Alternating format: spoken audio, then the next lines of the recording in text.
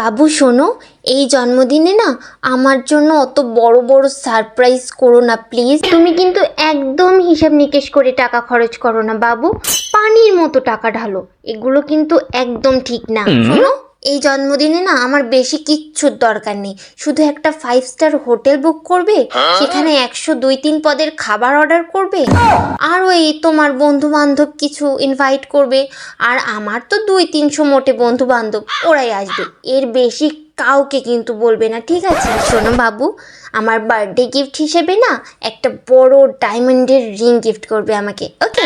আর বেশি কিন্তু খরচ করবে না। শোনো, এই বার্থডে উপলক্ষে না আমি একটা অনলাইনে গাউন দেখেছি, এত সুন্দর যে কি বলবো তোমায়, দামটাও বেশি না বুঝছো, একদম রিজনেবল প্রাইসে, শুধু 35,000 টাকা দিয়ে দেবে, ব্যাস। আর কিন্তু একটা টাকাও তুমি বেশি খরচ করবে না, বুঝেছো? আর অত বড় বড় সারপ্রাইজের আমার দরকার নেই, আমি অল্পতেই খুশি বাবু, শুধু তুমি পাশে থাকলেই হবে।